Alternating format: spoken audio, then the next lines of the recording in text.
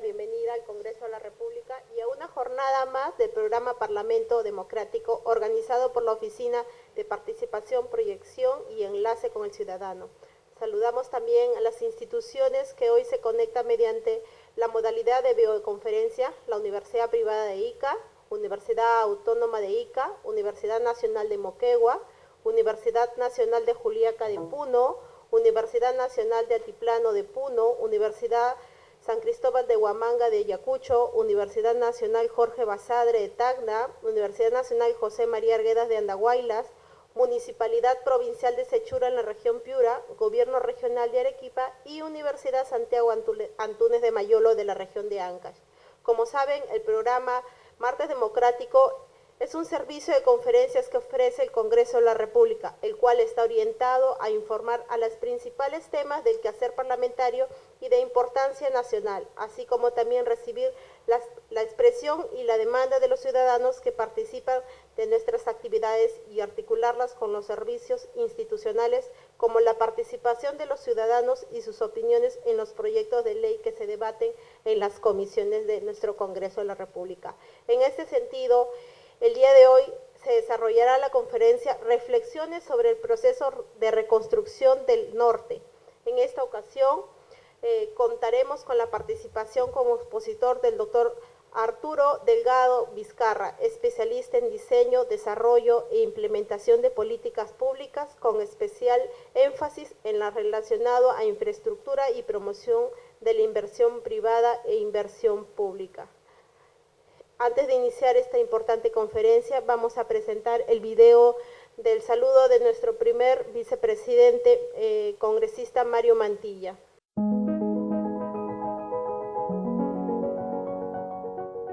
Bienvenidos. Gracias por asistir hoy a este espacio de participación ciudadana. Mi nombre es Mario Mantilla, primer vicepresidente del Congreso de la República, miembro del Grupo Parlamentario Fuerza Popular. En este espacio podrás interactuar directamente con especialistas en temas de tu interés, además de opinar sobre proyectos de ley que se debaten en comisiones. Con tu compromiso generaremos una cultura de conocimiento que facilitará darle solución a diversos problemas de nuestra comunidad. Muchas gracias por su tiempo este martes democrático.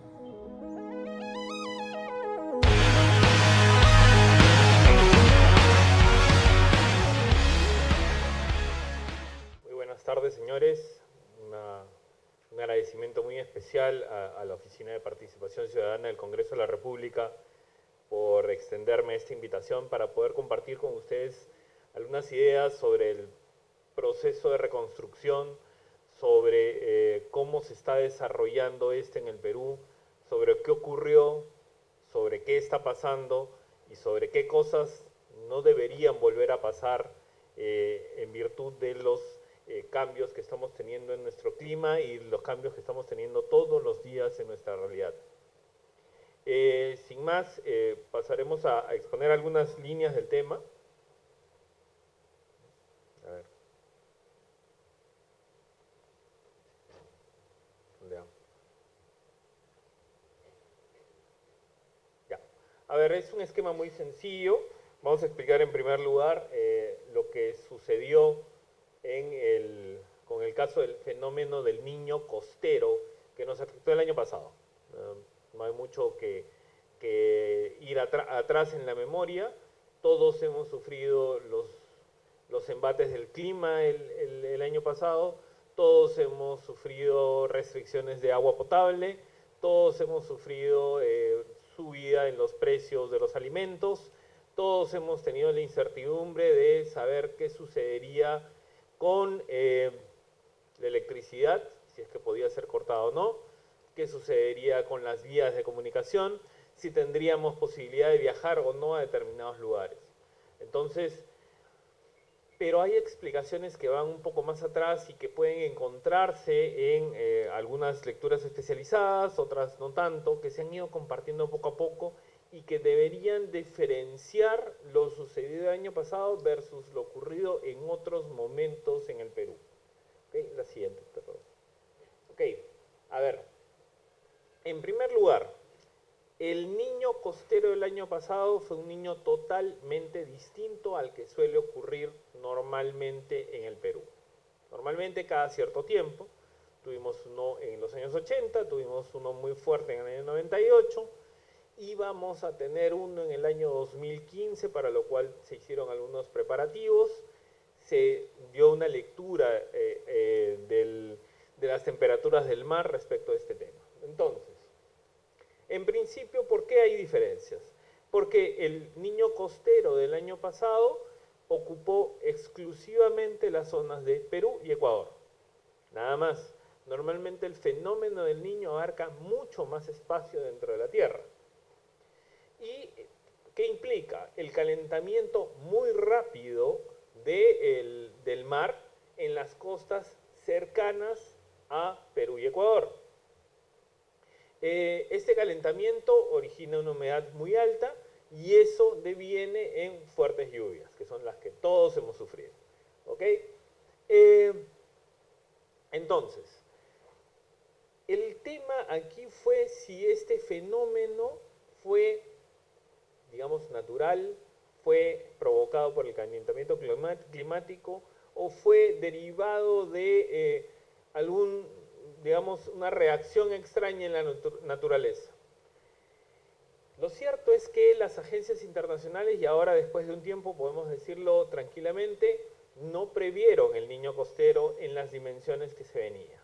De hecho, no previeron un niño por una razón que se va a ver en el gráfico más adelante.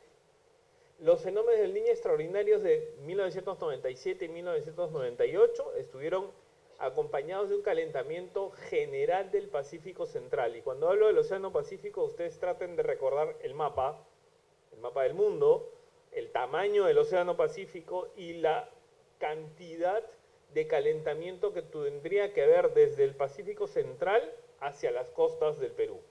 Ese es el fenómeno del niño, digamos, tradicional, el que eventualmente ocurre en el Perú y en el que eventualmente hemos sufrido nosotros algunas consecuencias. Este no fue así.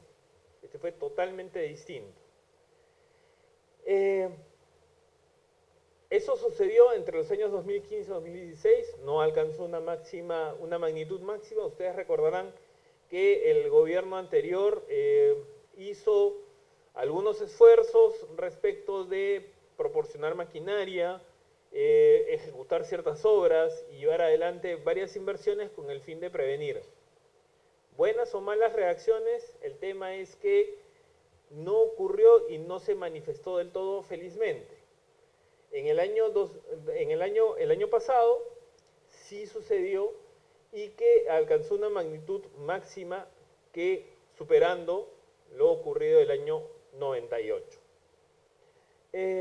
La siguiente, por favor. A ver, nuevamente les decía, ubíquense en el mapa en general. Si ustedes pueden ver la mancha roja que está cerca de las costas de Ecuador y de Perú, se darán cuenta que la concentración de calor en el océano era alta. Y era alta y enfocada exclusivamente en estas costas. Cuando sucede el fenómeno del Niño, en general lo que empieza calentándose y nos da tiempo hasta de reaccionar y de prevenir, es que se empieza a calentar desde el Pacífico Central, a muchos cientos de kilómetros de nuestras costas. En este caso no sucedió así y nos sorprendió un fenómeno del Niño costero que afectó directamente nuestras costas cercanas por el lado del Océano Pacífico. ¿Ok? Entonces, en esto que manifestó, bueno, todos lo sabemos. Lluvias muy fuertes en la zona norte que excedieron todos los valores y todas las previsiones. La siguiente, por favor. Entonces, ¿qué fue lo que científicamente se está explicando que ocurrió en el año 2017? Fue un fuerte y abrupto, fue sorpresivo, fue muy rápido. Algunos textos explican que la cantidad de lluvia que ocurrió en la segunda semana de febrero no había ocurrido en muchísimos años antes en las ciudades de Piura, Lambayeque, Tumbes y Trujillo.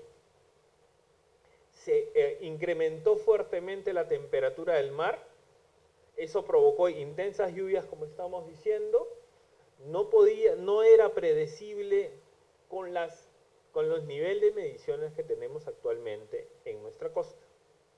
Ese es ahí un punto que hay que notar respecto de la gestión en la prevención de desastres. Para poder predecir este tipo de fenómenos con alguna anticipación que nos permita trabajar algunas situaciones de defensa y de movilización ciudadana y de alerta temprana y similares, necesitamos invertir mucho dinero en sistemas de investigación, sistemas de seguimiento a la temperatura del mar, sistemas de seguimiento a la contaminación del mar, de seguimiento a las corrientes marinas, gastos en satélite para efectos de ver todas estas mediciones y poderlas estudiar adecuadamente. No tenemos eso actualmente, deberíamos tenerlo, sí, porque ya venimos sufriendo una secuencia de fenómenos del Niño que nos hace gastar mucho más de lo que hubiéramos invertido en esas investigaciones y en esos desarrollos científicos. No era predecible, no lo era lamentablemente con los instrumentos que tenemos hoy. No era predecible por las agencias internacionales que miden la temperatura del mar internacionalmente, no, porque todas ellas se concentran en sus áreas de interés. Las agencias más grandes en estos casos están en los Estados Unidos y en Japón. Ambas, entenderán, vigilan el área de influencia y colaboran con nosotros con datos del área de su influencia. Ni Estados Unidos ni Japón tienen indicadores, medidores atmosféricos y similares instalados en Tumbes o en Piura o en Lambayeque. Están en las áreas a donde ellos les interesa medir y nos brindan datos del Pacífico Central. Si no se mide las áreas cercanas a la costa peruana, no se va a poder obtener datos de un futuro niño costero. ¿Ok? ¿Y esto por qué no se llegó? Porque, nuevamente, el Pacífico Central no se había calentado. Ahora, la pregunta es, ¿se podía hacer predicción? No se podía hacer, pero ¿se podía hacer prevención? Nosotros entendemos que sí. Eso de todas maneras. La siguiente, por favor. A ver, ojalá lo puedan ver ustedes, pero voy para acá mejor. Esto de acá es una publicación del año 1925, que fue el anterior Niño Costero. Y dice, la ciudad de Trujillo sigue destruida. Si ustedes recuerdan las noticias,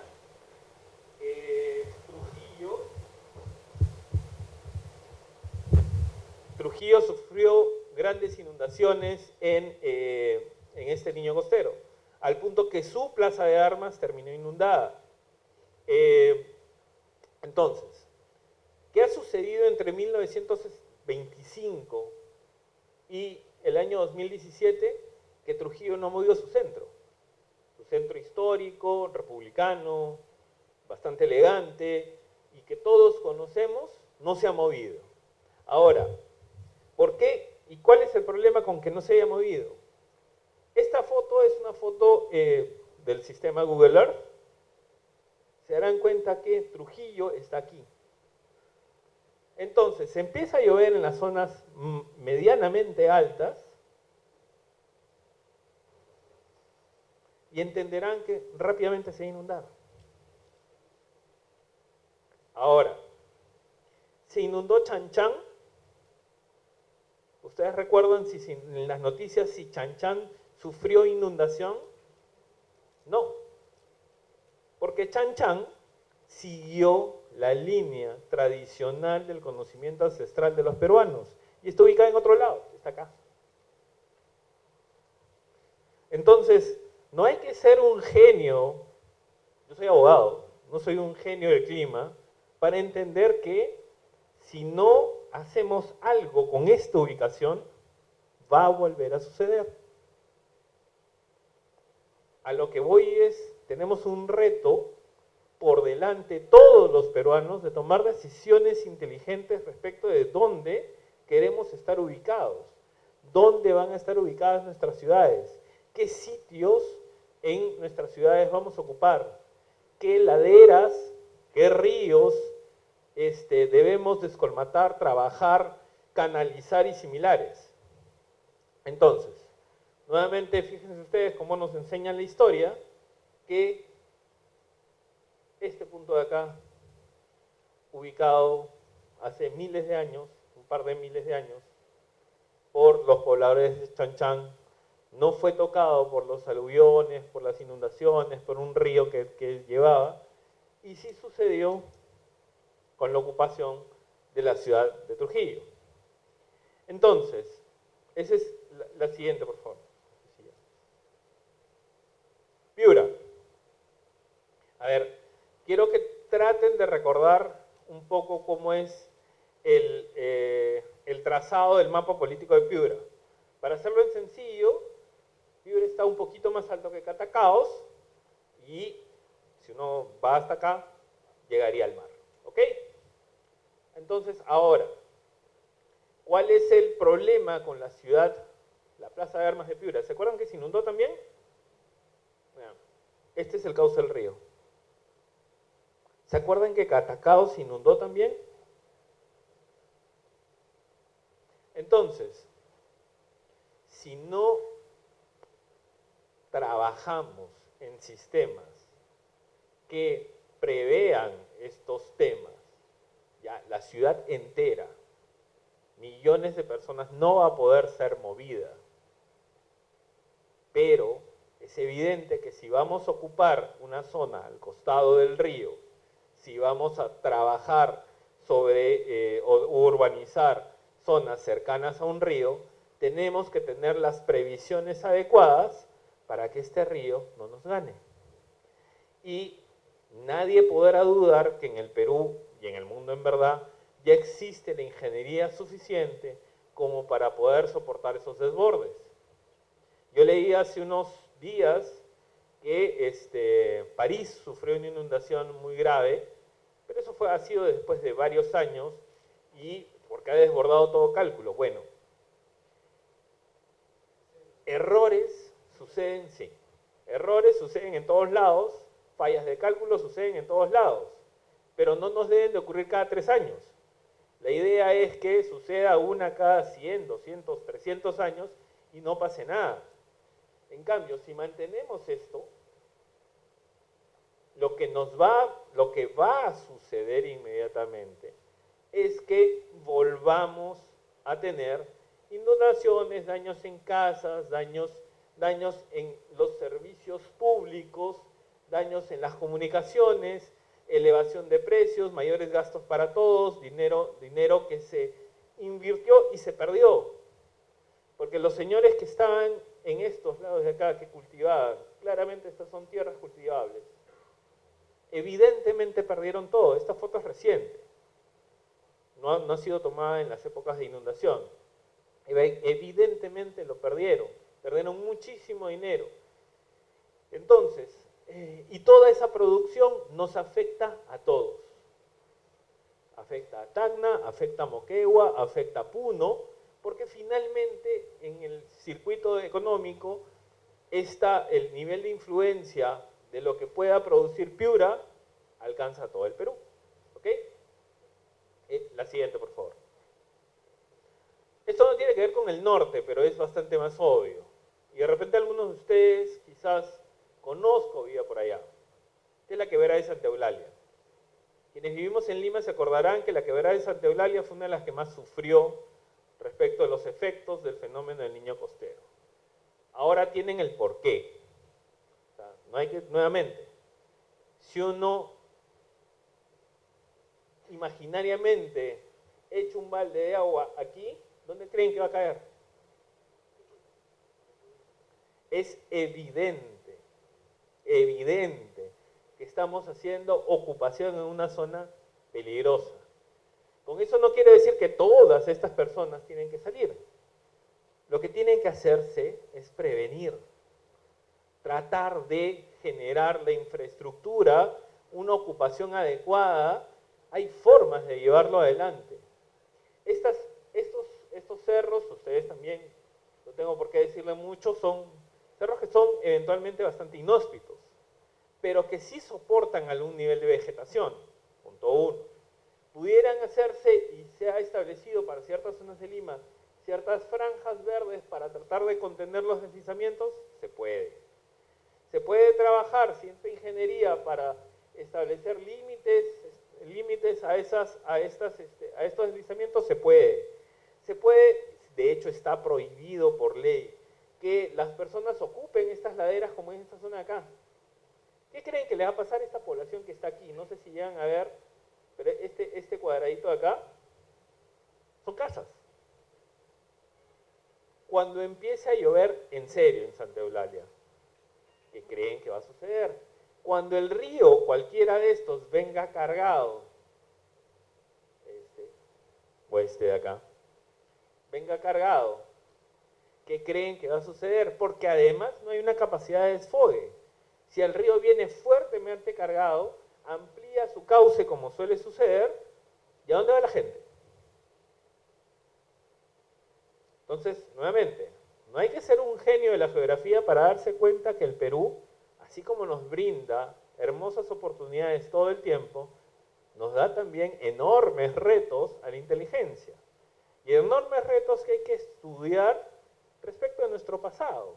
Chan Chan nos ha dado una lección de permanencia a vista de todos. El Cusco nos da eventualmente señales de permanencia. Ahí llueve y llueve y llueve. ¿Pasa algo con las zonas incas o las zonas preincas? No pasa. ¿Por qué? Porque esas ocupaciones están diseñadas sobre una base ancestral con datos tomados durante cientos de años. Y no es la emoción de un vendedor inmobiliario que dice este cerro tiene bonita vista y por lo tanto lo ocupo. Entonces, sí necesitamos ser bastante más previsores para evitar esos problemas. ¿Ok? La siguiente, perdón. Ok. Acá está nuevamente una vista de la quebrada Santa Eulalia.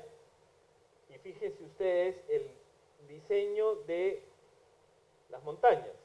Nuevamente, no hay que ser un genio de la geografía o la geofísica para entender que esa zona se va a volver a inundar.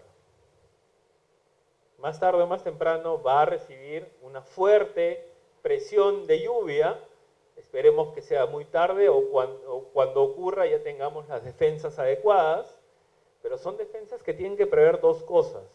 Uno, deslizamiento desde los cerros por la lluvia intensa que pudiera ocurrir, y dos, deslizamiento cuando llueve en las partes altas, o un mayor cauce del río cuando llueve en las partes altas. Ahora, lo cierto es que ya tenemos un problema. Millones han perdido casas, han perdido servicios públicos, han visto frustrado todo un periodo de su vida por este desorden que hemos tenido. Entonces, si hay algo que llamar la atención respecto de lo sucedido en el Niño Costero, no es un tema de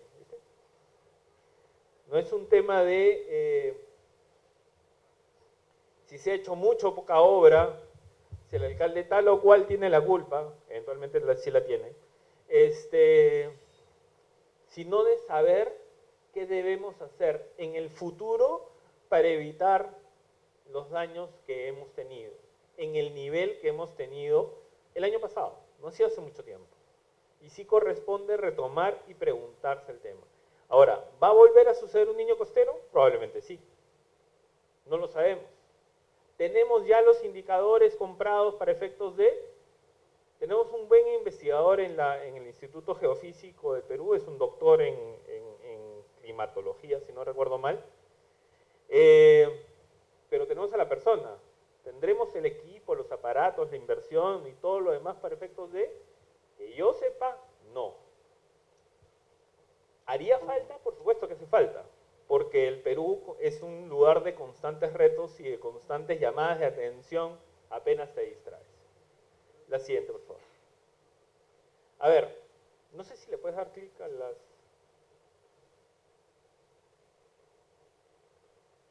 Ahora, nosotros no somos los únicos que sufrimos grandes desastres, ¿ok? Estas son, ya vi que ustedes han estado viendo viajar a la presencia. Estas son páginas web de... esperemos que cargue, ya bueno. Acá voy a irlo explicando. A ver, ustedes se acordarán del huracán Katrina en Estados Unidos. Destruyó la ciudad de Nueva Orleans y 10 años después, lo que dice la noticia, 10 años después, no 1, no 2, no 3, 10 años después, las obras de reconstrucción en Estados Unidos no han terminado. ¿Por qué? Por falta de dinero, por una mala concentración o mala distribución de la inversión, por una burocracia, en ese caso americana, una burocracia estatal, una burocracia en las distintas municipalidades que no emprendió el reto adecuadamente. El tema está que, y esta noticia es del año pasado, pasados 10 años de ese evento, aún hoy se sufren los estragos de ese huracán. ¿Verdad? Ciérralo y a ver si podemos cargar la siguiente.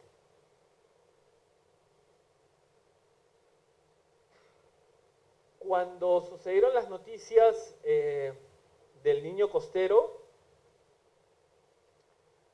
algunas personas se dieron cuenta que los daños ocurridos en el Perú eran mucho mayores a los ocurridos en el Ecuador. No obstante, las lluvias eran las mismas.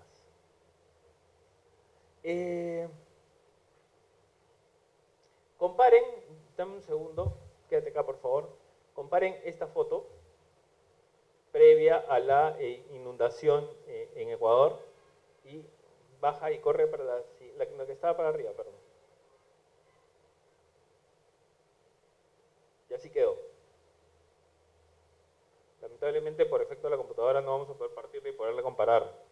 Pero fíjense ustedes que la reconstrucción con una inversión adecuada, ordenada, no solamente sirve para efectos de reponer las cosas a como estaban, sino eventualmente mejorarlas.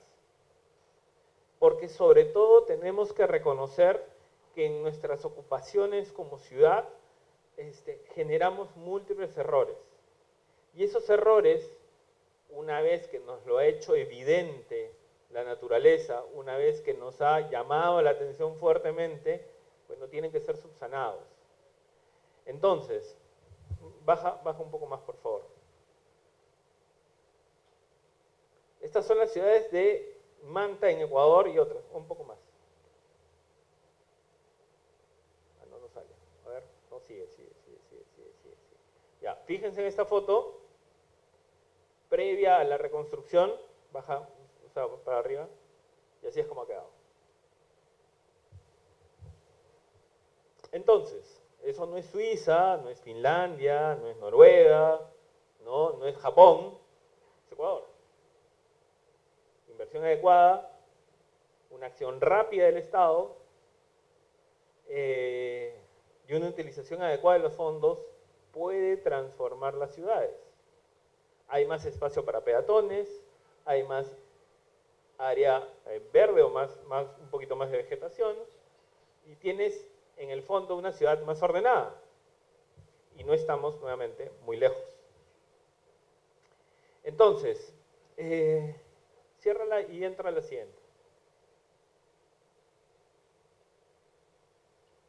Y esto es Colombia.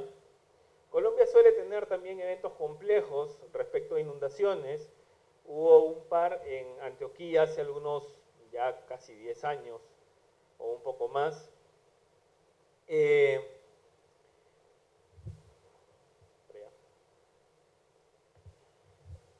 Y entonces, ¿qué generan ellos? Ellos generan, el fenómeno, por ejemplo, en Colombia fue, no baja, creo que no salen las fotos, pero bueno, no. Dejen el parte de texto, por favor.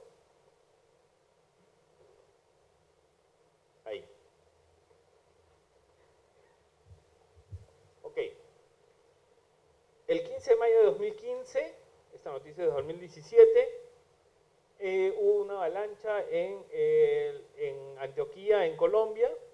Murieron 93 personas en una sola avalancha y 11 desaparecieron.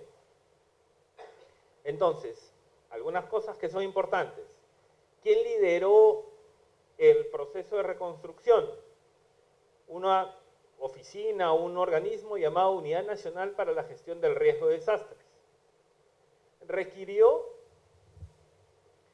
una inversión de 35.000 millones de pesos, ojo, y 24.000 millones se destinaron a 3 proyectos de vivienda, 2 en la zona urbana y 1 en la zona rural. Luego de 2 años, ya están entregados, ya hay 186 soluciones habitacionales y, por supuesto, ya cumplieron con las primeras metas de su proceso de reconstrucción. Entonces, llamamos la atención nuevamente. No se trata de Noruega, no se trata de Inglaterra, no es Irlanda, es acá, Colombia. O sea, no es imposible llevar adelante un proceso de reconstrucción adecuado. Es cuestión de ordenarlo de una manera tal que pueda funcionar. Y, por supuesto, asumir el reto como lo que es un esquema de reconstrucción. Vamos a ver más adelante y vamos a describir un poco qué cosa es lo que debe comprender en este tema.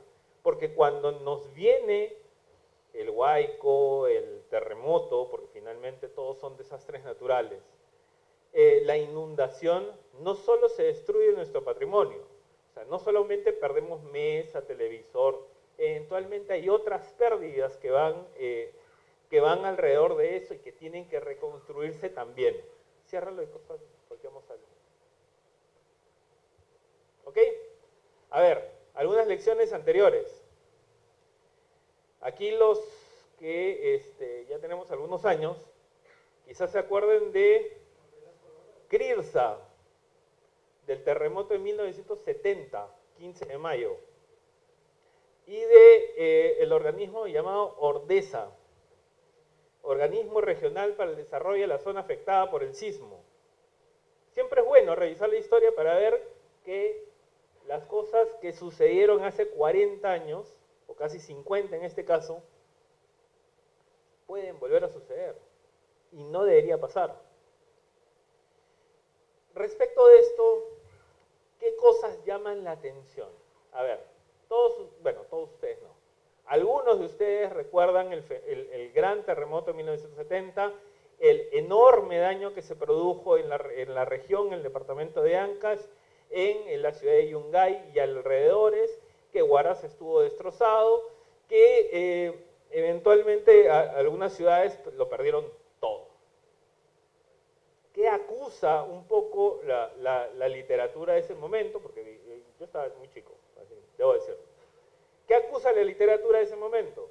Acusa una gran burocracia, acusa un tema que, bueno, hoy día con los niveles de comunicación y de conexión que tenemos, sería impensable, pero que el gobierno de las Fuerzas Armadas rechazó varias colaboraciones de países amigos porque los declaró imperialistas.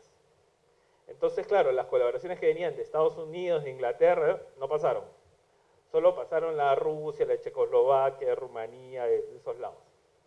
Bueno, decisiones políticas de ese momento y características distintas a una reacción a un problema en verdad mayúsculo que aquí en Lima se sufrió, pero que fue enorme en las zonas devastadas. Ahora, primer asunto que debió trabajar el gobierno de las Fuerzas Armadas en ese momento es saber qué tanto está destruido. Porque esa pregunta en ese momento y hoy es fundamental. ¿Qué tanta gente hay dañada? ¿Cuánta gente hay perjudicada? ¿Y qué cosa es lo que se tiene que reconstruir? Entonces, noten también la diferencia de años. 1970, para una comisión de reconstrucción y rehabilitación, 1970, a poco del terremoto, ¿verdad? 15 días, reaccionaron rápido, pero nuevamente, la primera reacción del Estado es generar otro organismo estatal.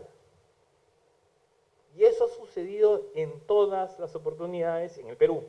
Lo vamos a ver en un rato. Y esa quizás no es la mejor de las soluciones inmediatamente. Punto número 1 es eso. Punto número 2 es que esta comisión, al parecer, no tuvo un funcionamiento adecuado y tuvo que transformarse 3 años después en un organismo de desarrollo de la zona afectada por el terremoto. ¿Eso qué nos hace pensar o qué nos demuestra? Nos demuestra que la intervención de la comisión fue muy lenta, que la intervención en las zonas fue muy complicada, quizás por efectos de esas fechas, la verdad no sabemos y no podemos digamos, proyectarnos en el tiempo de esa forma y habría que investigar mucho más. Ahora, algunos temas que les pido que los graben un rato en la memoria para efectos de irlos analizando poco a poco.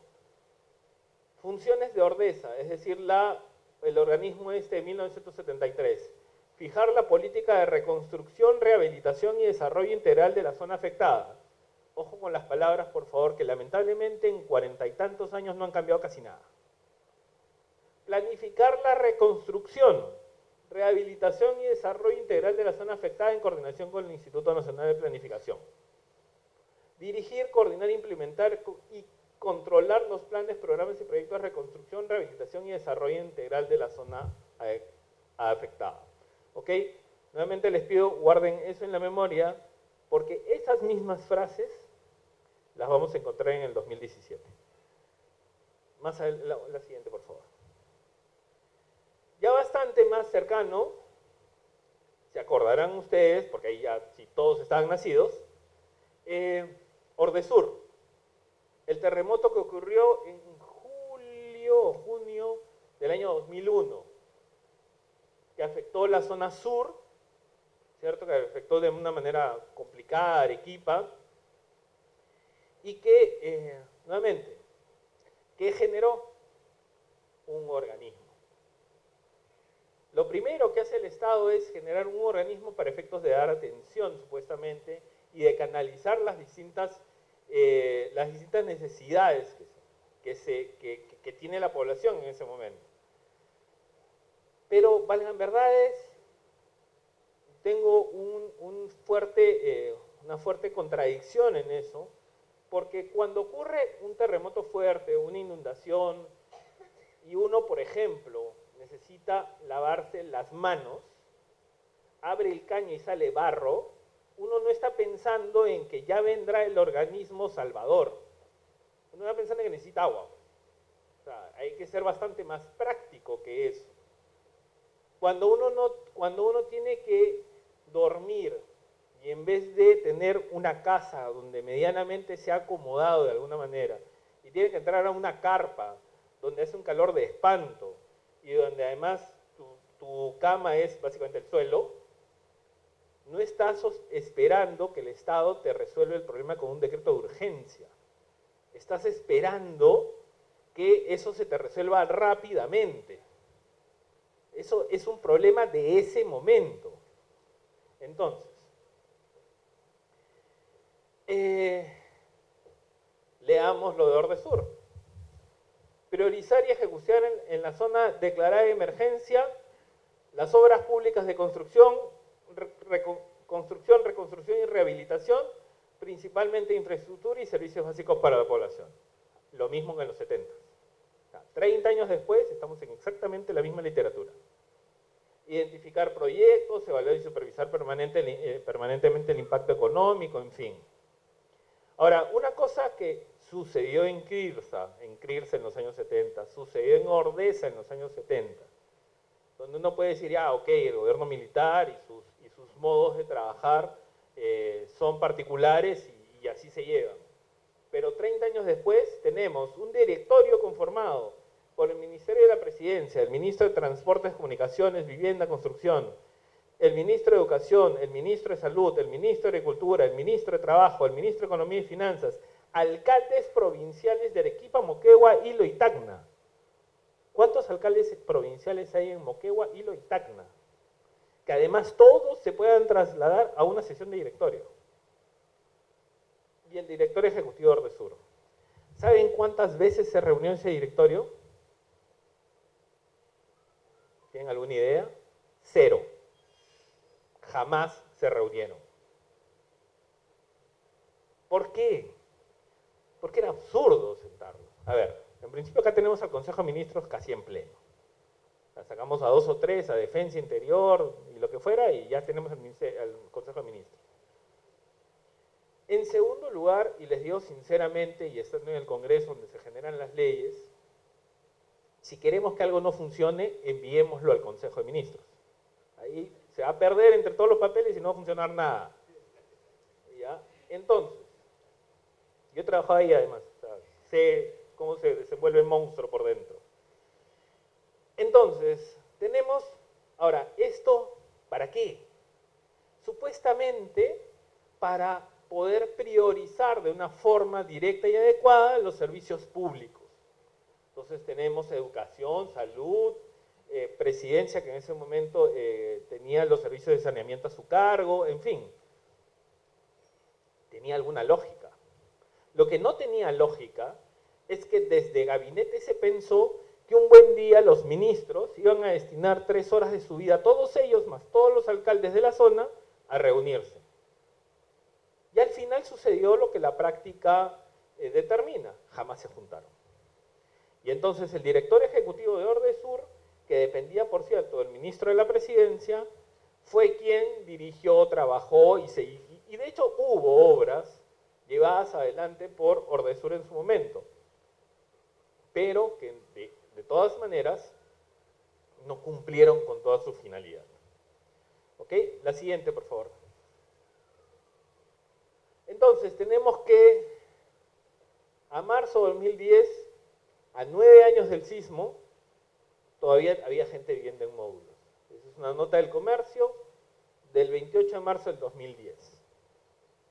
9 años después ya estamos rompiendo el récord de Estados Unidos en sus 10 años con el huracán Katrina.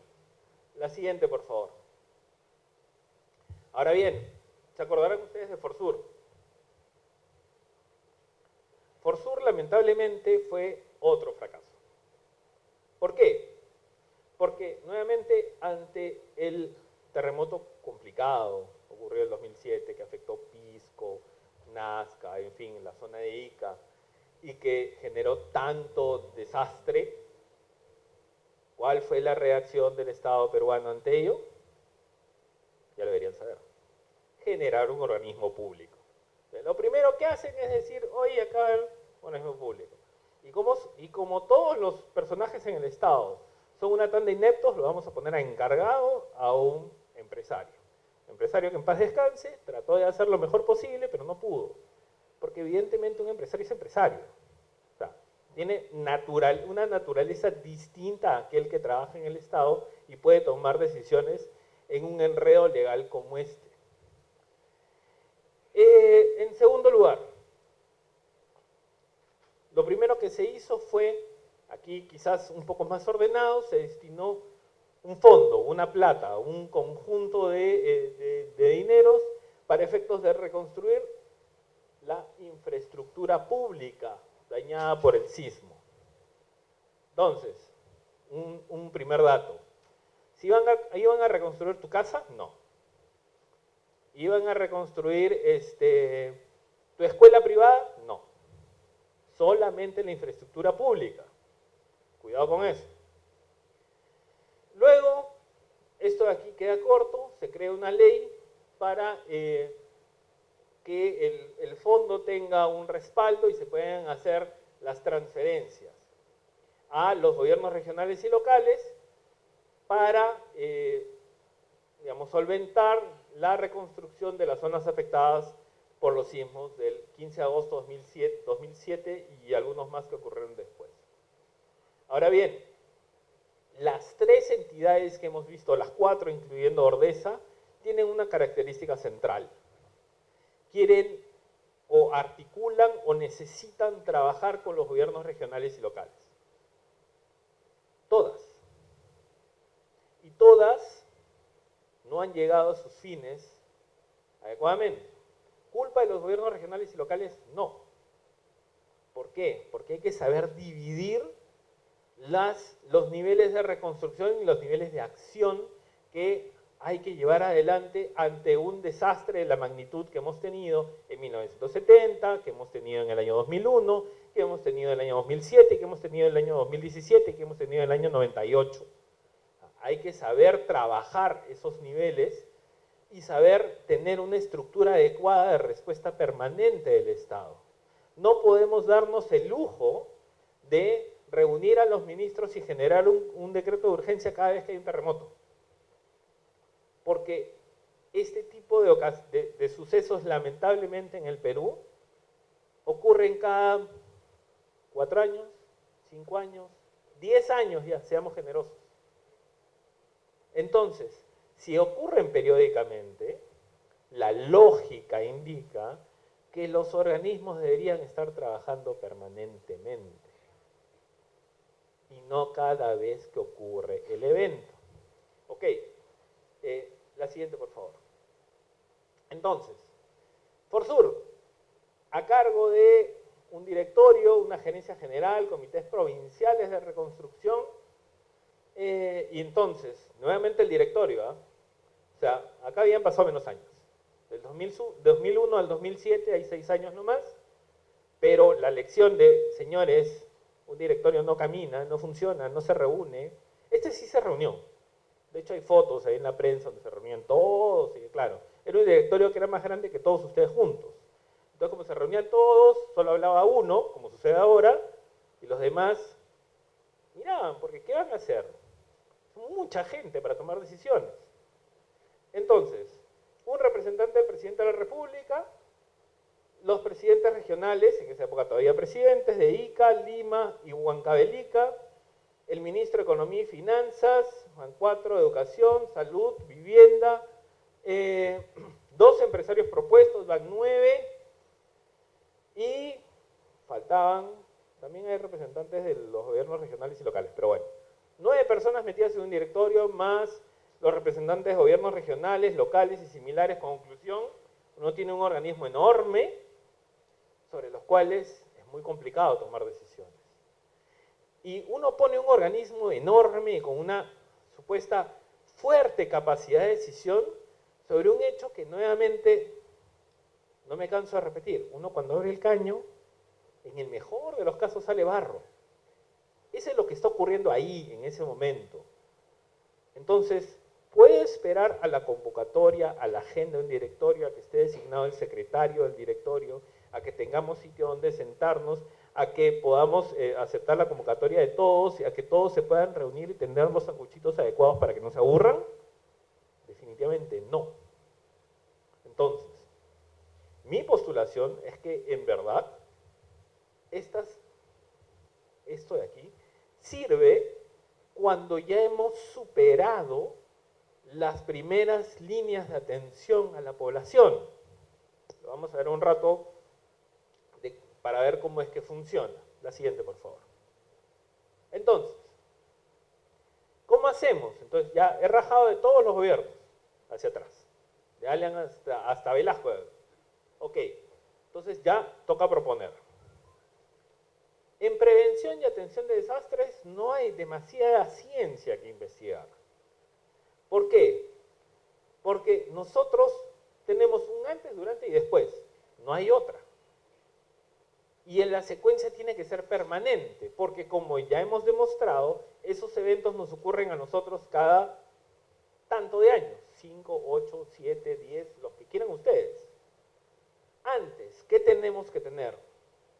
Planificación y ordenamiento, no de la economía, de las ciudades, de la ocupación de las personas, de lo que van a hacer las personas en sus comunidades, cómo van a abordar el tema de la tierra, cómo van a trabajar el tema de su centro urbano, qué parques van a tener, qué vías de salida tienen, cómo abordan su cercanía o lejanía de las fuentes de agua, ríos, lagos o similares, cómo abordan su lejanía o cercanía de las principales vías de acceso, cuáles son las vías de reemplazo de las principales vías de acceso. Recuerden ustedes que en el terremoto del 2007 las carreteras se rompieron.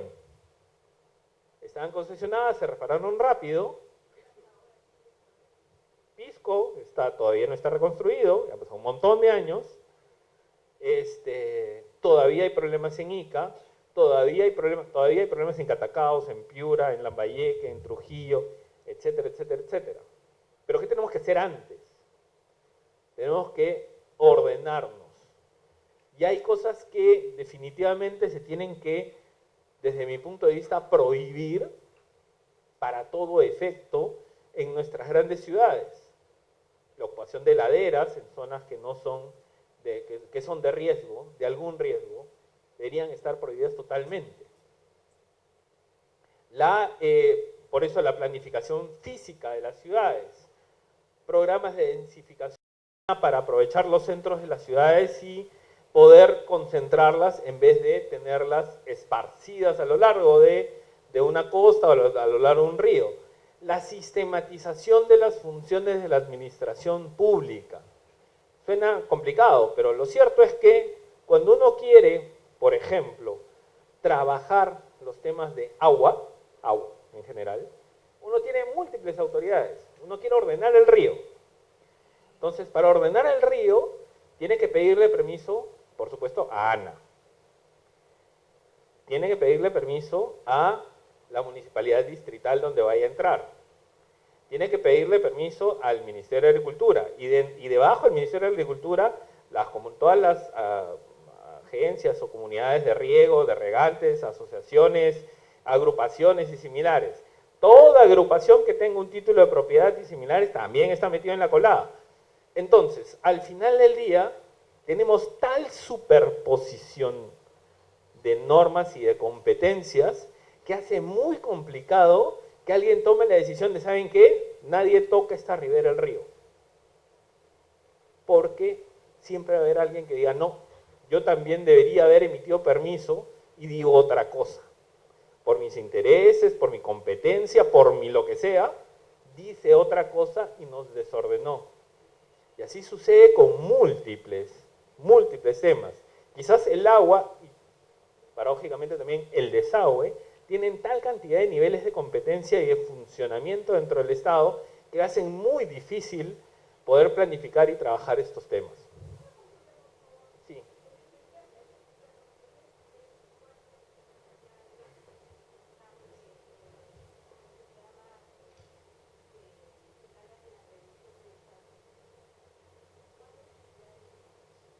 La verdad, todas.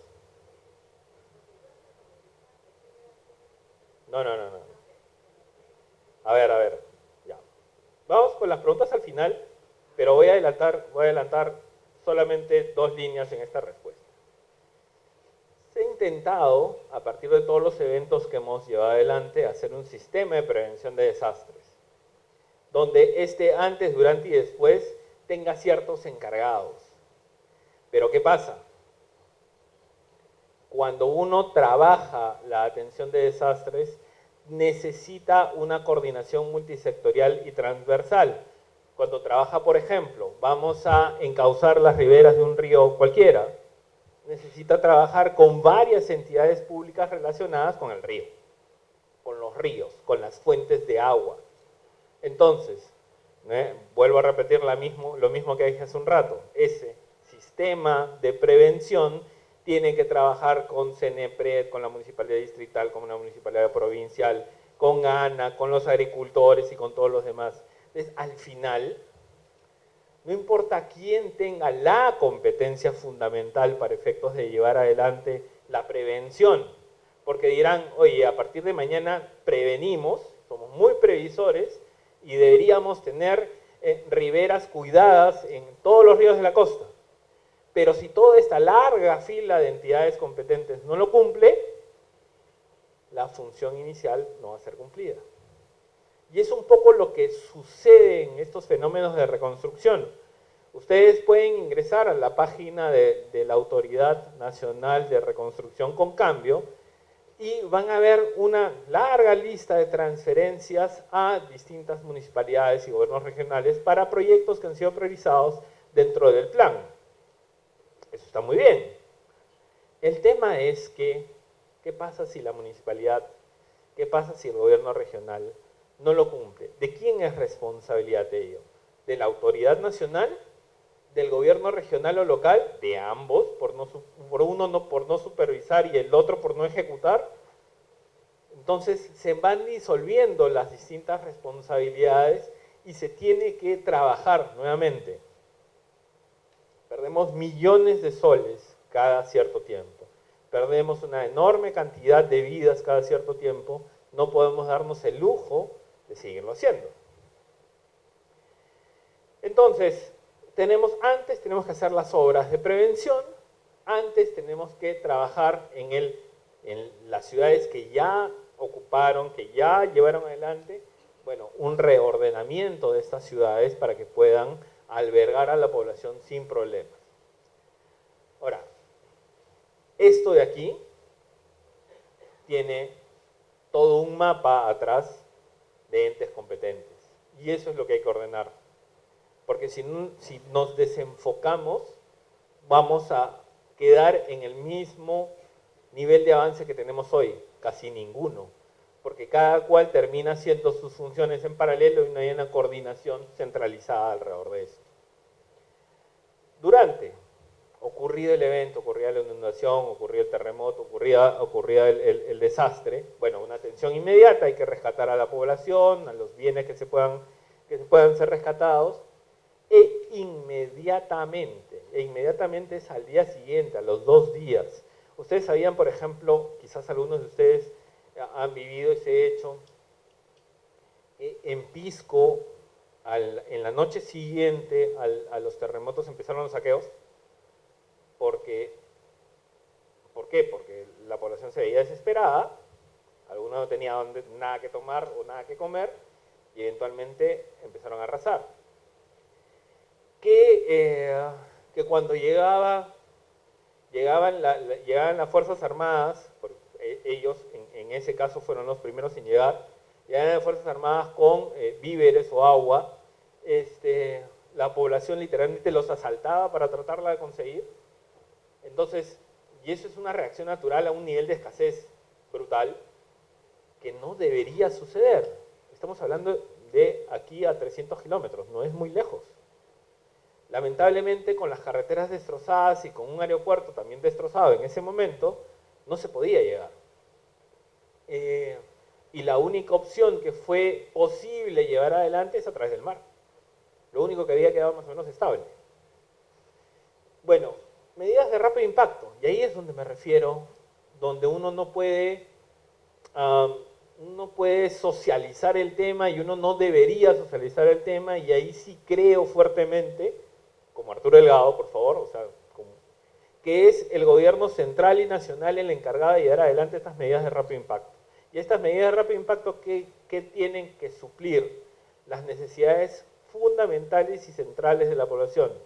Agua en primerísimo lugar, servicios básicos, salud en tercer lugar, y algo que felizmente RENIEC resolvió muy rápido en el evento del año pasado, que es identificación.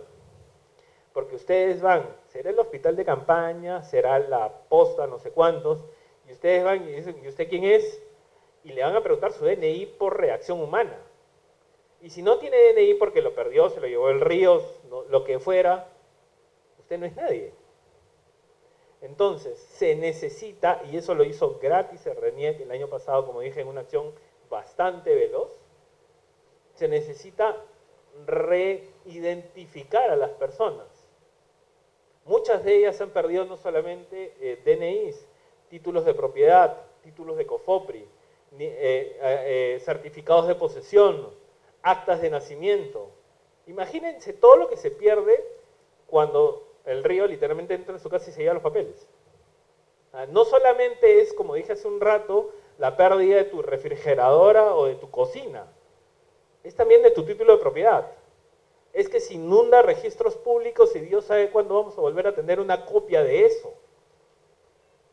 Es que si no tenías el DNI cargando contigo, simplemente se fue. Entonces, a ver, recupera, y claro, y en una ciudad semidestruida, trata de conseguir un duplicado de DNI. Es prácticamente imposible. Entonces, esa situación sí fue vista el año pasado. Se demoró un poco más de lo que debería, pero fue atacada inmediatamente y fue solventada inmediatamente, felizmente por RENIEC y por registros públicos que tenía, digamos, bases de datos importantes fuera de las ciudades inundadas. Pero ese es básicamente porque tuvimos suerte. Porque si no lo hacían y no tenían ese nivel de previsión, todavía tendríamos muchísimos problemas con eso. ¿Ok? Evaluación. O sea, dentro de las medidas de rápido impacto, dentro de las medidas que tienen que hacerse inmediatamente ocurrido el fenómeno, la evaluación de lo sucedido, no para efectos de decir, pobrecitos, oye, hay tanta gente que ha perdido sus gallinas, sino para saber qué ha sucedido exactamente. Cuál ha sido el nivel de afectación, hasta dónde ha crecido el río, cuál es el nuevo cauce, cuánto de agua ha traído, cuál es el nivel máximo que pudiera soportar una ciudad nuevamente. Porque como esto se repite cada cierta cantidad de años, podemos prever que ese evento que fue muy grande va a llegar al mismo nivel tarde o temprano. Entonces, si ya sabemos que el agua nos llega a los 2 metros, pues preparémonos para los 2 metros. O sea, ahí tenemos, digamos, una lección dada por la propia naturaleza que nos golpea y nos la pone en la cara fuertemente. La determinación de las zonas afectadas. Eso es bastante más importante de lo que suena. ¿Por qué? Porque es bien complicado para las autoridades priorizar. Vamos a ponernos en ejemplos bastante tangibles. ¿Por qué podríamos priorizar? ¿Se acuerdan? Y acá, por favor, los que conocen la zona sabrán disculparme algún error, pero ¿por qué podremos priorizar Chaclacayo y no San Juan del Lurigancho, Chosica? Si hay una vecindad, digamos, fuerte.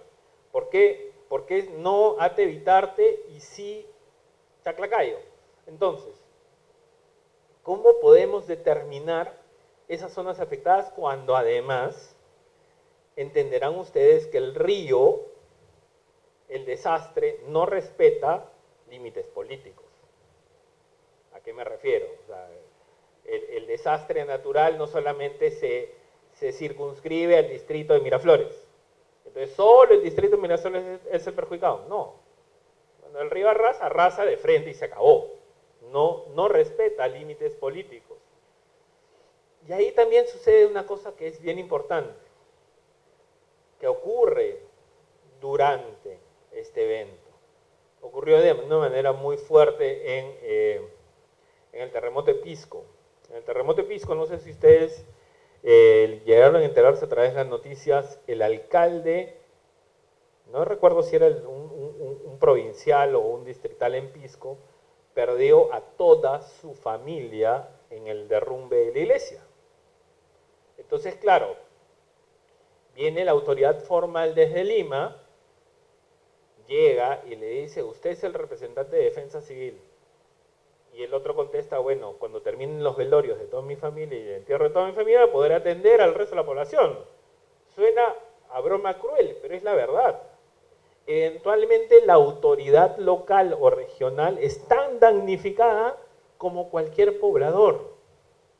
Entonces es muy complicado trasladarles la responsabilidad de reconstrucción, de atención. O sea, en verdad es una cuestión de humanidad dejarles un rato para que puedan organizar su entorno, su vida y sus condiciones, para que luego se aboquen a su función para la cual han sido elegidos. Ellos eligieron postular y la población les brindó su voto, pero también es cierto que son seres humanos, que tienen familia, que pueden haber perdido una casa, que se les puede haber inundado, etcétera, etcétera, etcétera. Entonces, en Piura, por ejemplo, varios funcionarios de la región perdieron buena cantidad de sus bienes por la inundación del río Piura. Entonces, ¿son damnificados? Sí. Algunos con más o con menos posibilidades económicas, puede ser, pero damnificados igualmente. A nadie le gusta perder su carro, a nadie le gusta que se lleven su refrigerador y que pase flotando por ahí. Nadie está en la capacidad en este momento de poder afrontar un nivel de desastre como que se afrontó. Entonces, lo que desde mi punto de vista se postula es que estas medidas inmediatas son del nivel central, porque sí, digamos, en Lima tenemos la suficiente cantidad de fuerzas de apoyo para efectos de entrar a trabajar estos asuntos.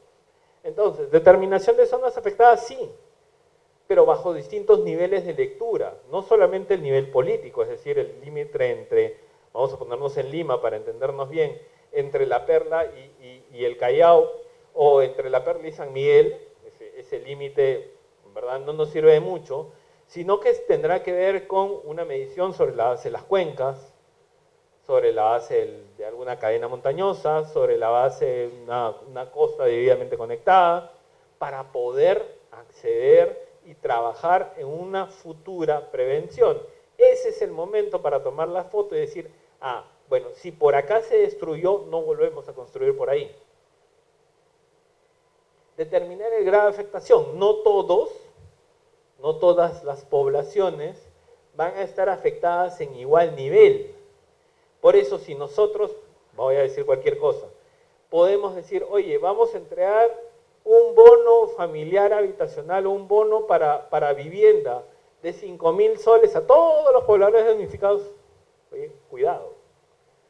Posiblemente hay algunos pobladores que sí necesitan bonos para vivienda y puede haber varios otros que no los necesiten y que tengan otras necesidades derivadas del desastre. Entonces, el grado de afectación que se tiene que dar también se tiene que leer en ese momento. Ya después, ya una semana después, 15 días después, todo se va convirtiendo porque nuestra sociedad, si hay algo que tiene permanente, es la dinámica. Se va transformando, se va acomodando, la gente va sobreviviendo y se va ordenando de manera distinta. Ocurrido esto, ya podemos pensar en organismos, pero sobre esta base ya determinada, sobre una reacción inmediata, además ni siquiera tiene una cifra, ¿no? Podemos decir el primer mes, los primeros 15 días, la primera semana. La idea es que el Estado reaccione inmediatamente con acción. Para luego, ¿qué hacer? Con toda esa información, y toda esa línea de trabajo y toda esa experiencia, poder decir sí, bueno, ese organismo de reconstrucción de producto de desastres, ese organismo de coordinación de prevención de desastres, bueno, esto ha ocurrido de esta forma. La cantidad de daño es esta, la cantidad de perjudicados es esta, y podemos llevar adelante un programa con este nivel de inversión. Porque ¿cómo vamos a medir cuánto necesitamos en obras de agua y desagüe si no sabemos ni siquiera cuántos damnificados hay? O si gran parte de ellos no tienen documentación. Entonces, no solamente esto se da para, digamos, suplir a la población la primera necesidad, la carpa, el lugar donde vivir, un poco de agua, algunos alimentos básicos, un ordenamiento de todo ello, sino también para poder tener los datos suficientes para emprender una reconstrucción adecuada.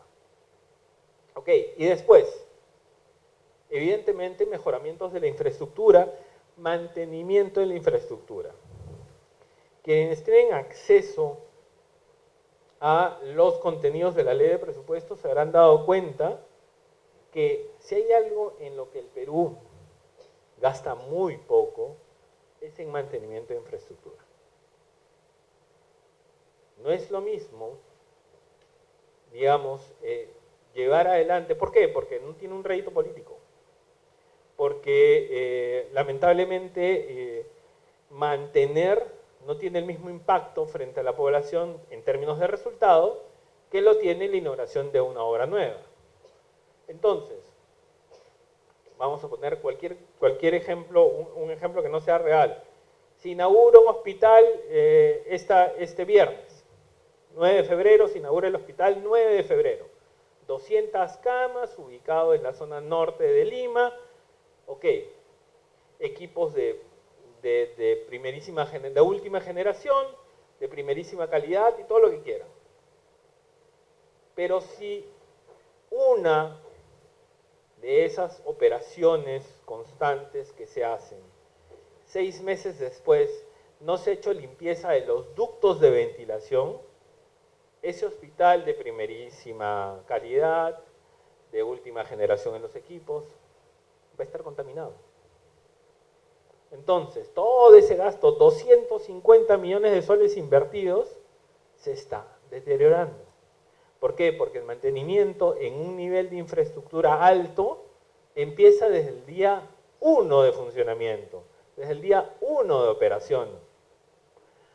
Y en el equipamiento, en la infraestructura que es más complicada, es mucho más caro hacerlo. Y ese nivel de inversión tiene que estar. Ahora, corresponde preguntarse, las regiones, las direcciones regionales, ¿están llevando adelante eso en un nivel adecuado? Habría que verlo. Y lo que decíamos al inicio, un mejoramiento del monitoreo de los indicadores de la naturaleza. Nuestra naturaleza peruana es compleja, es retadora, nos ofrece enormes oportunidades, pero hay que seguirla de cerca. Si no la seguimos de cerca, nos vuelve a pasar. Y la idea es no seguir tropezando en la misma piedra. La siguiente, por favor. Entonces, ¿qué lecciones tenemos que aprender? Respecto del niño costero, ciertamente no es predecible en los niveles tecnológicos de hoy. ¿Ok? Hay que aceptarlo, pero sí se puede prevenir. Se puede prevenir su acción, los daños que pueda ocasionar. Para prevenir tenemos que ordenar las ciudades, estamos diciendo. La infraestructura y la producción para evitar los daños. Hay que tener presente un tema que estaba en la lámina anterior y no les dije. Cuando se pierde también, y les estaba diciendo, cuando nos afecta el desastre, no solamente hay una afectación económica y patrimonial, sino también, y eso sobre todo estudios colombianos lo han determinado con alguna profundidad, hay mucho trabajo social que hacer. Porque hay niños que pueden haber perdido a sus padres, hay padres que pueden haber perdido a sus niños, hay familias que pueden haberse partido, o por último, la sensación de que, claro, toda la familia es unida, pero tú vivías ahí, donde ahora está pasando el agua. Entonces, ya no tienes un lugar donde vivir y eso genera en las personas un nivel de frustración, un nivel de depresión importante. Hay algunas que se levantan inmediatamente y eso está muy bien, pero no todos son así. Entonces, el Estado, adicionalmente a llevar cemento, fierro y el agua y los víveres, tiene que llevar atención social, psicológica a esas poblaciones. No se puede abandonar esa parte, de ninguna manera, porque finalmente somos seres humanos sometidos a un montón de presiones y a un montón de idas y venidas en nuestra vida. Entonces, no podemos decir que porque les hemos regalado una cocina y una refrigeradora, ya los señores están felices. Porque además, por ejemplo, en las reubicaciones, si nosotros decimos, ya señores, ustedes que viven en esta ladera acá, ya no van a poder vivir jamás en esta ladera acá porque es peligrosa, porque es un riesgo no mitigable, porque de ninguna manera ya está prohibido. Ok. Vamos a suponer que ese conjunto de pobladores, 50, aceptan ser trasladados a otra zona. Si son trasladados a una zona muy lejana, les va a afectar el clima. A cualquier persona que haya vivido en Ate y que pase a vivir a Pueblo Libre, lo ha sentido. Les afecta el entorno, porque esa persona tiene una trama y un sentido en su cotidianidad importante.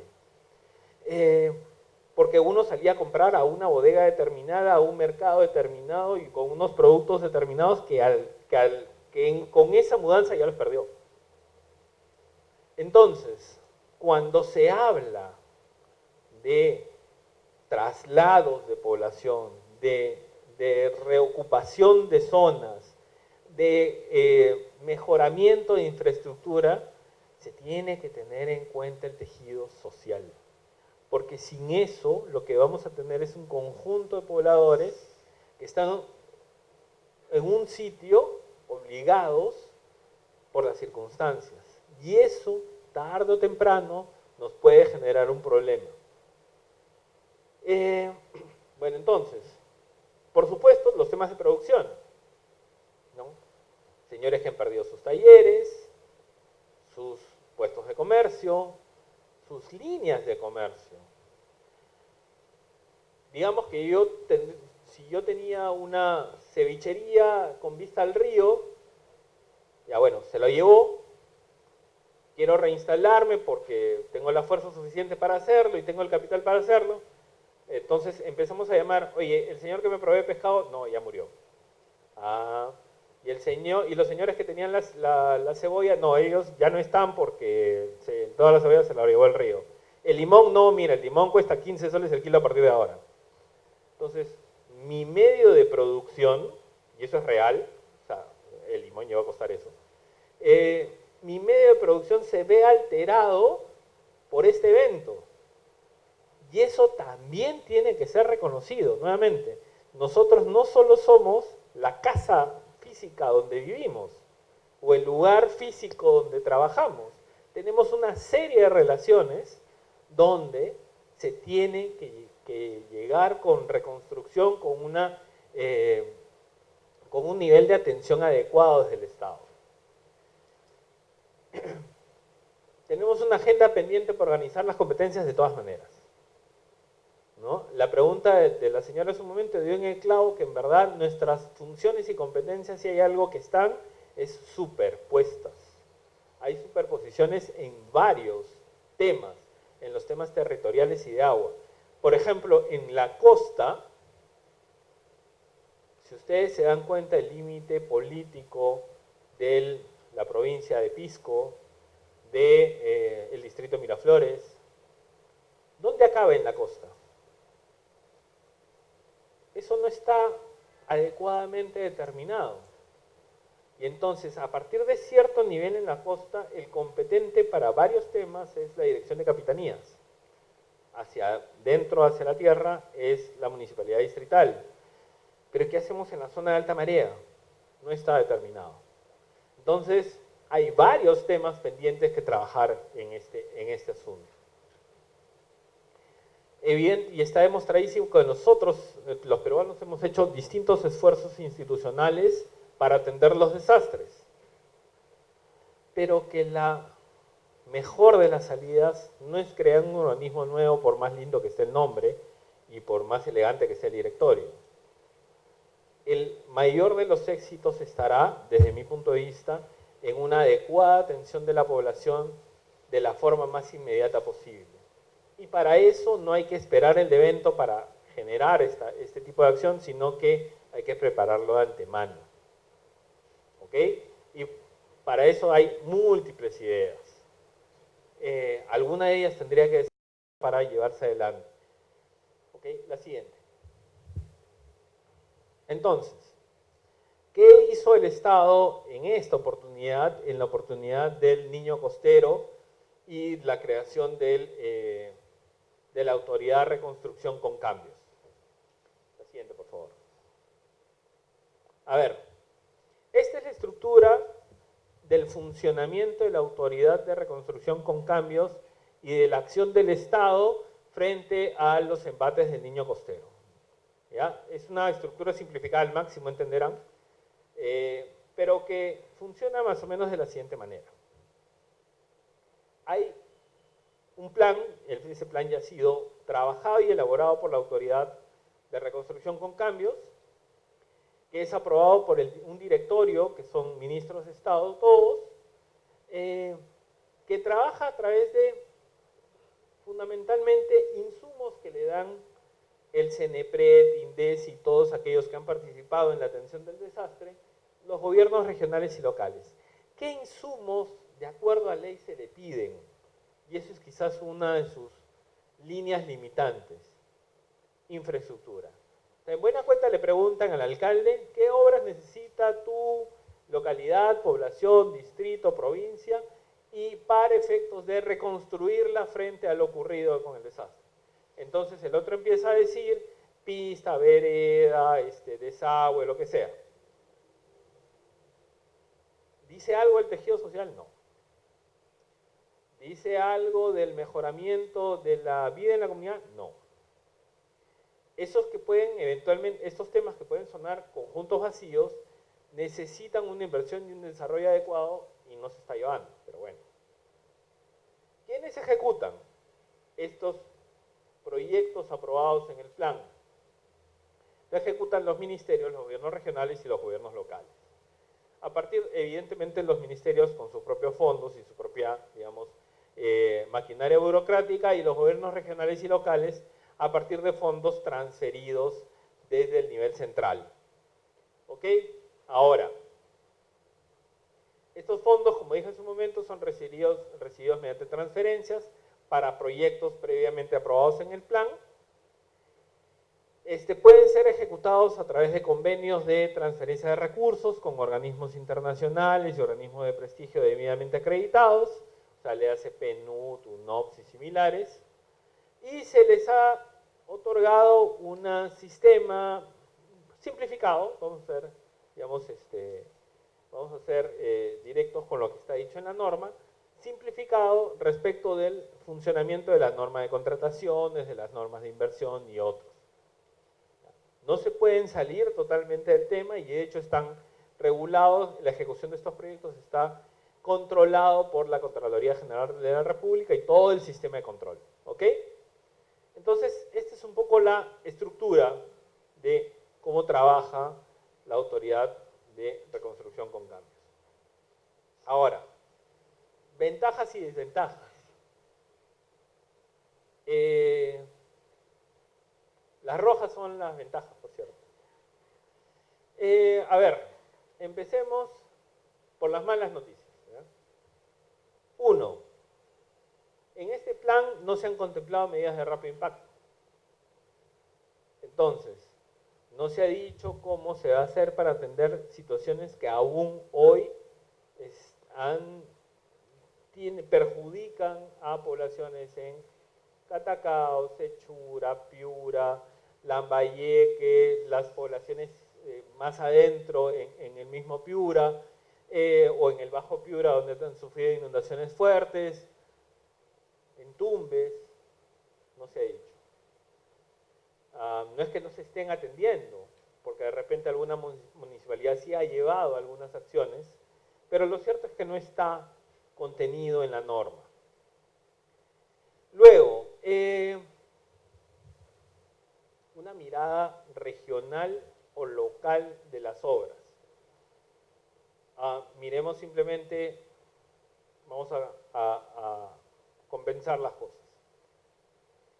Si la Panamericana, la carretera Panamericana es dañada, el Ministerio de Transportes reacciona y dice se va a necesitar tales y cuales acciones para efectos de mejorarla. Eso es competencia nacional.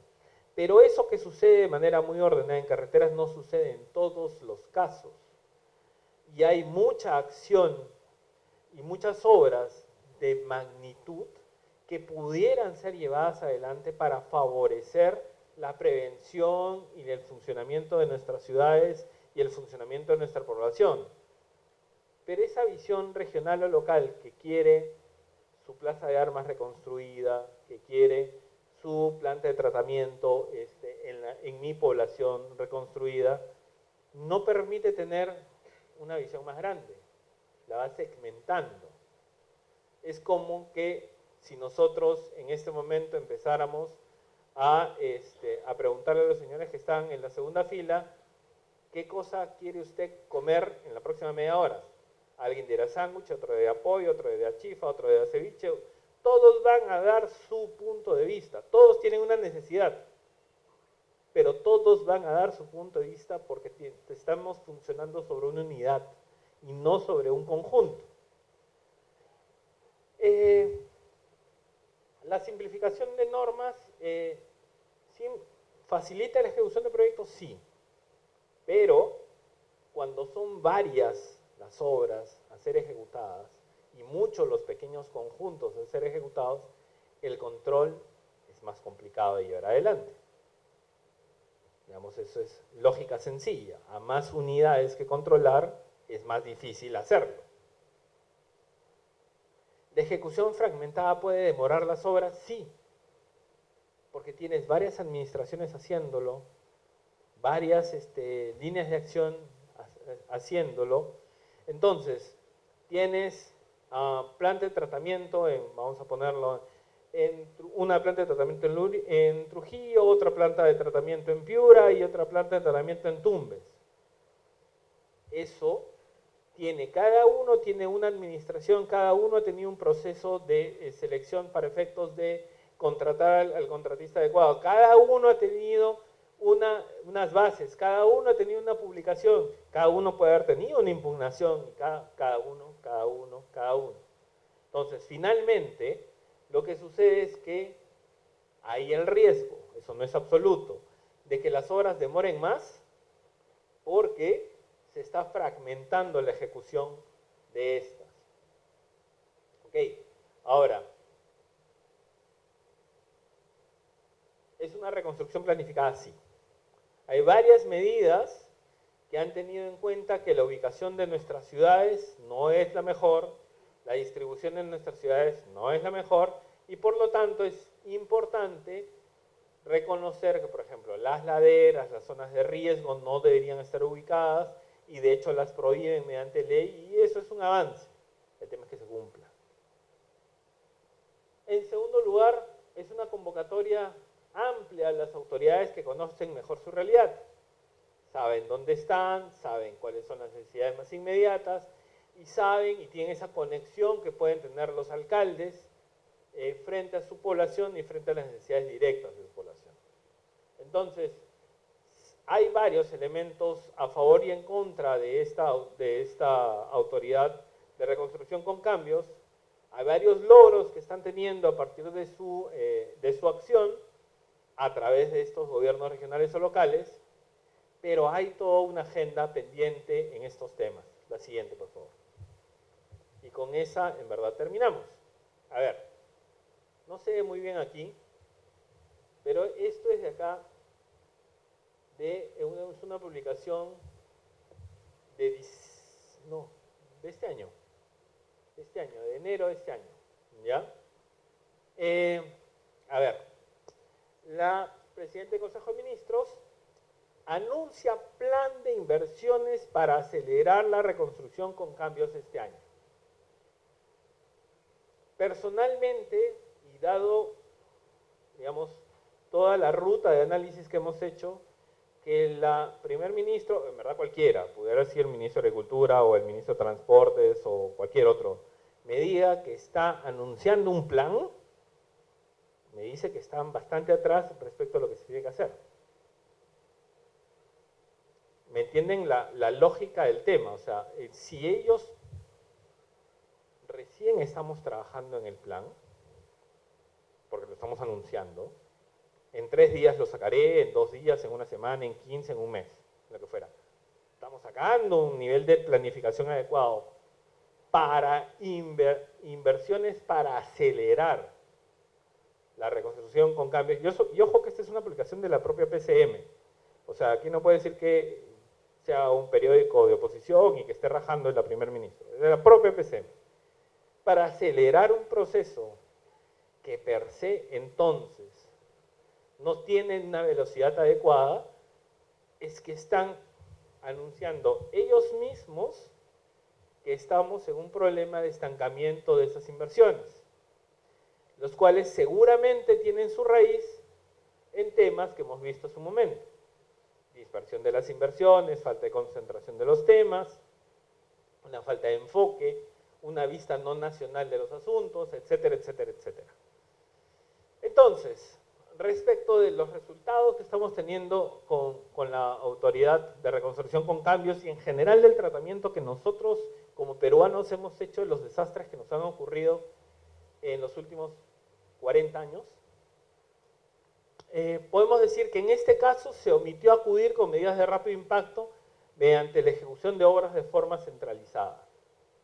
De obras, de atenciones, de servicios, de lo que se tenga que dar, se dio sí, evidentemente acudió INDECI, hay carpas, hay puestas, acudió RENIEC y entregó DNIs y similares, acudieron varios, pero no hubo un sistema de atención de rápido impacto que diera a la población ya.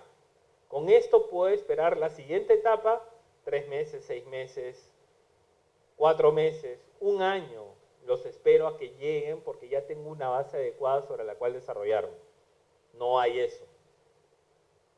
No se ha aprendido de experiencias anteriores donde la coordinación interinstitucional e intergubernamental lo que hizo fue aletargar la reconstrucción.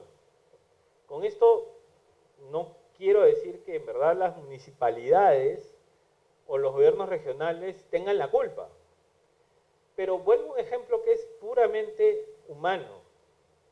Si todos nosotros en este momento pudiéramos decir, señores, voy a comprar una marca y un solo tamaño de gaseosa para todos. ¿Qué gaseosa decidimos tomar entre todos? Fácilmente nos vamos a tomar 1 hora en tomar la decisión, para algo tan sencillo como una gaseosa. Si todos ustedes lo delegan en la señora de adelante, ella va a tomar la decisión en 3 minutos, o en 1. Es cuestión de efectividad. Ante una necesidad mayor, los niveles de concentración de la decisión tienen que estar dados. Por eso, cuando ustedes habrán visto, leído, estudiado y similares, cuando hay guerra, cuando estamos en una situación de guerra, todo el nivel de decisión se concentra en un alto mando, que son 3 o 4 personas, no más que ellos. No cada generalito va decidiendo por cada lado. Todo se genera, se lidera a partir de un núcleo central, porque eso es lo que exige una situación de crisis, una situación donde la naturaleza nos ataca violentamente. No podemos estar a la decisión de todos, lamentablemente. La reconstrucción no ha avanzado en los niveles que demanda la población para retomar su vida diaria. La población, en general, todos nosotros no reclamamos nada más que retomar lo que estábamos haciendo antes y quizás mejorarlo. Pero no hay mucho más que eso.